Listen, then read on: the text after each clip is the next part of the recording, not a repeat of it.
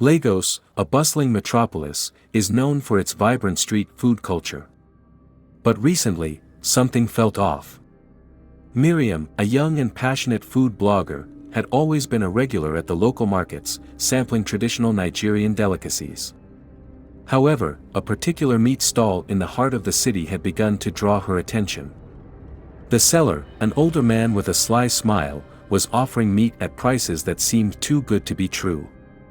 Miriam, ever the food enthusiast, noticed the meat had an unnatural sheen, its texture oddly firm, unlike the fresh cuts she was accustomed to. Suspicious, Miriam decided to investigate further. She started asking around, speaking with other vendors and regular customers, but most were unwilling to comment. The stall seemed to have a loyal customer base, and many described the meat as gamey and full of flavor.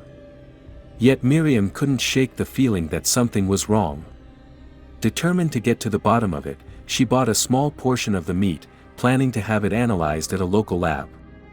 Little did she know, her curiosity would soon pull her into a dangerous web of secrets far darker than she could ever have imagined. Miriam's lab results were nothing short of shocking. The meat she had purchased contained traces of various unknown chemicals, preservatives, and other harmful additives. The presence of certain rare animal proteins, substances she had never encountered in ordinary meat. The discovery didn't just raise alarm bells, it confirmed her fears. The meat was not from the animals it claimed to be. Miriam, fueled by her journalistic drive, decided to dive deeper into this mystery. She reached out to her network of sources, hoping to uncover more information. One of her contacts, a former butcher from Lagos Island, was the first to speak up. He shared a story of a shadowy network that had recently begun operating in the city. This network was allegedly behind the illegal trade of endangered animal meats, including exotic species that were banned for consumption. The butcher told Miriam about the secrecy surrounding these transactions, where buyers were often wealthy individuals or restaurant owners, willing to pay exorbitant prices for rare delicacies. He warned her that the cartel was ruthless and would go to any lengths to protect their trade. Miriam knew she was now a part of something far bigger than she had anticipated. Her quest for answers had only just begun. Miriam's investigation took her into the underbelly of Lagos's food industry. As she connected the dots, she realized the scale of the operation was much larger than she had initially thought. A handful of rogue sellers, it was a network involving illegal poaching, trafficking, and distribution that spanned across Nigeria and beyond. The meats were smuggled into Lagos through backdoor channels, hidden among legal shipments of meat. The most troubling aspect of the operation was how they were camouflaging the meat to avoid detection by food safety authorities. She learned that the meat, often decomposed and past its prime, was treated with various chemicals to mask the smell and appearance of rot.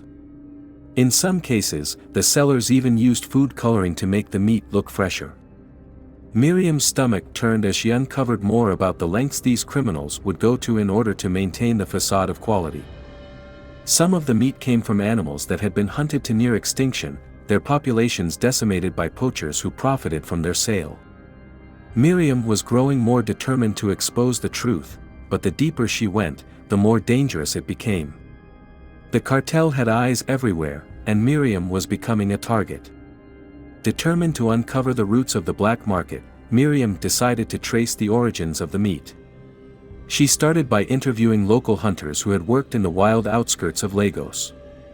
One hunter, a man named Alhaji, agreed to meet her in secret, warning her that he had been approached by the cartel to hunt endangered animals, including lions, elephants, and pangolins. They promised him good money for every animal he brought back, but he had refused to participate when he realized the dangers of their trade. He described the poachers as ruthless, equipped with high-tech gear, and often operating under the cover of night. The cartel's influence stretched across borders, reaching countries like Cameroon, Chad, and the Central African Republic. The animals were killed for their meat, hides, and sometimes other body parts, which were sold on the black market for high prices.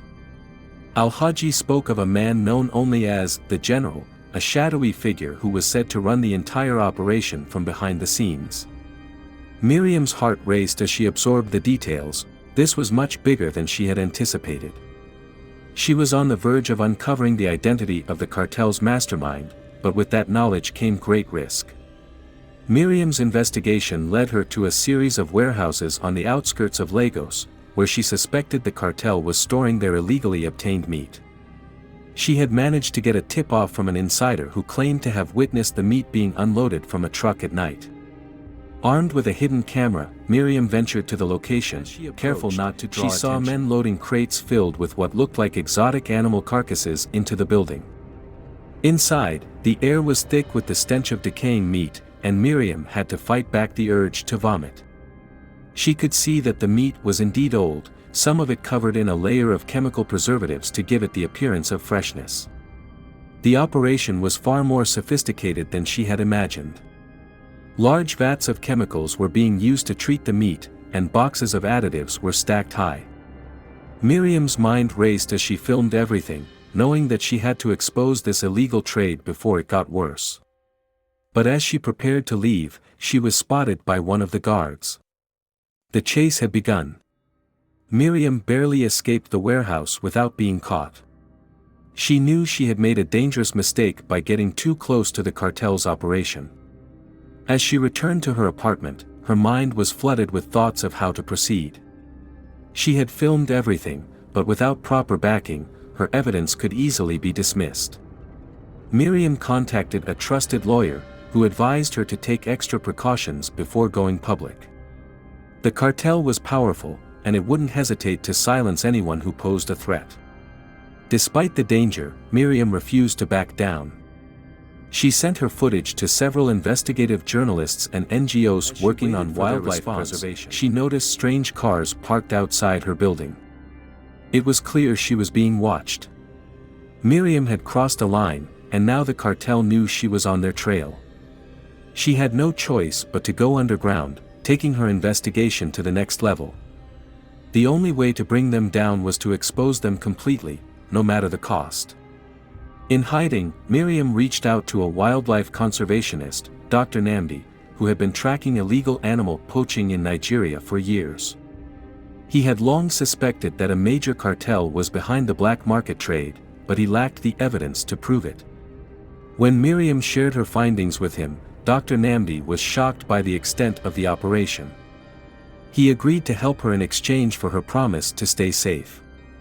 Together, they began to gather more evidence, using Dr. Nnamdi's contacts in the government and the conservation community. They uncovered that the cartel had infiltrated key areas of the Nigerian government, including law enforcement and food safety inspectors, ensuring that their operations went unchecked. Dr. Nnamdi explained that exposing the cartel would be dangerous, as their influence ran deep. Yet, both Miriam and Dr. Nnamdi were determined to reveal the truth. They knew they had to act fast before more people fell victim to the cartel's deadly products. Miriam felt a sense of urgency. This wasn't just about her anymore. The health and safety of the public were at stake. Miriam and Dr. Nnamdi finally traced the cartel's operations to a wealthy businessman named Solomon Okoro. Okoro, known for his luxury hotels and exclusive restaurants, had been using his legitimate enterprises as a front for his illegal dealings. The more they uncovered, the more it became clear that Okoro was the general, the mastermind behind the entire operation. His influence extended to high-level officials, ensuring that the cartel's activities went undisturbed. Miriam was stunned by the revelation.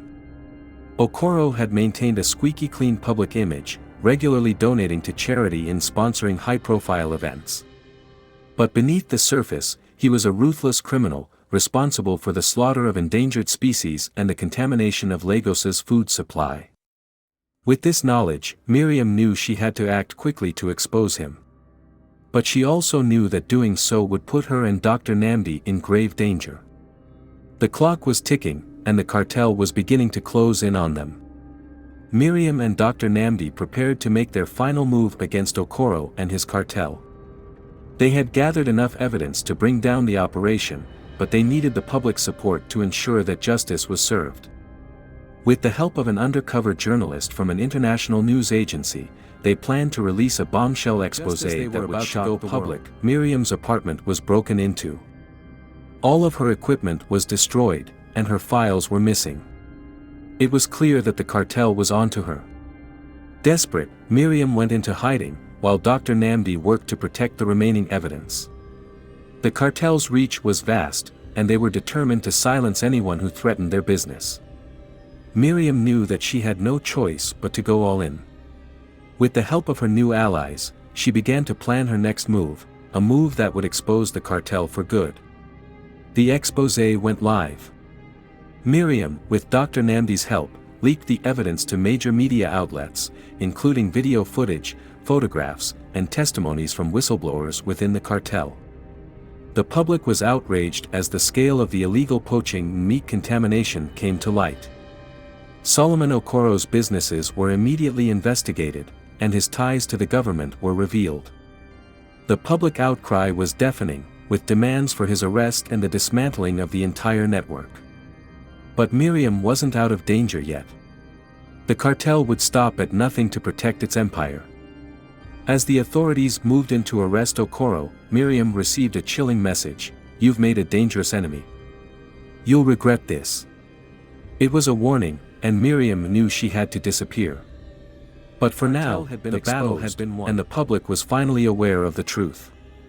It was only a matter of time before the full extent of the scandal unfolded. With Okoro's arrest, the cartel had been dealt a significant blow, but Miriam knew it wasn't over. The remaining members of the network were still out there, and they would stop at nothing to exact revenge. The police launched a manhunt for the cartel's remaining operatives, but Miriam and Dr. Nnamdi had gone underground, knowing that their lives were now at risk. Okoro's arrest had sent shockwaves through the criminal world, and his allies were scrambling to protect their interests.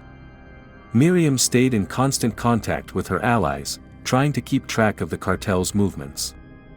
As the authorities closed in on the remaining members, Miriam's blog exploded with traffic. Her exposé had gained international attention, with people from all over the world demanding justice for the animals and the consumers who had been affected by the cartel's actions.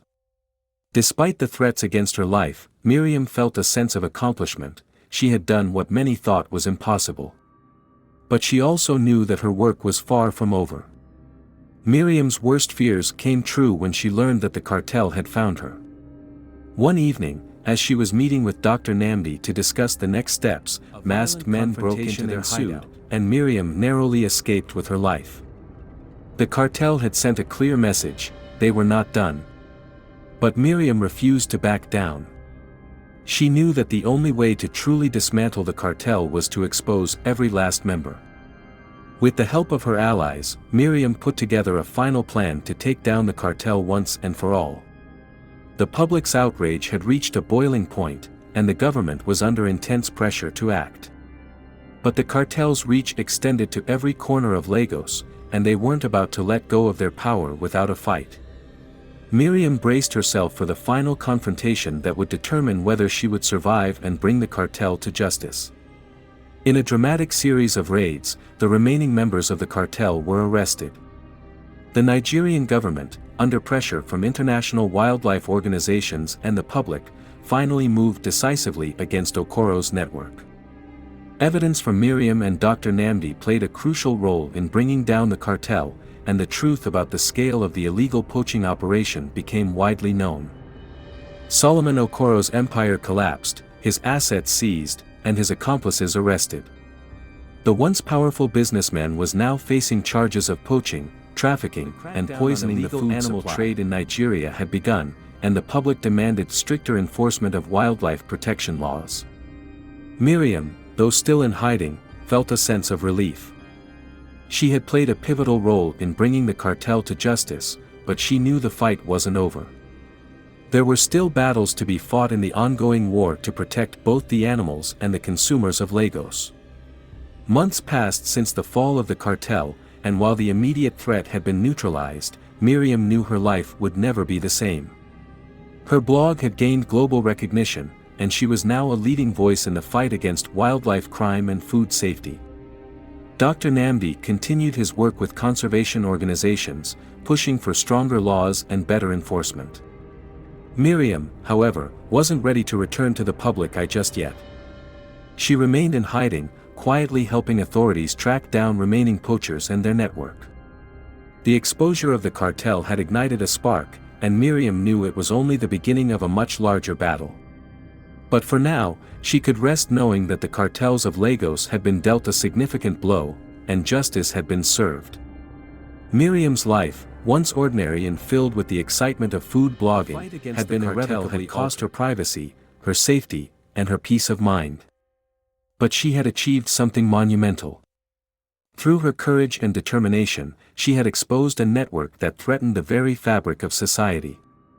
The price of truth was steep, but Miriam knew it was a price worth paying. As she looked out over the city of Lagos from her safe house, Miriam knew her journey wasn't over. The work of exposing corruption, protecting wildlife, and ensuring food safety would continue. But for now, she could take solace in the knowledge that she had made a difference, one that would resonate for generations to come.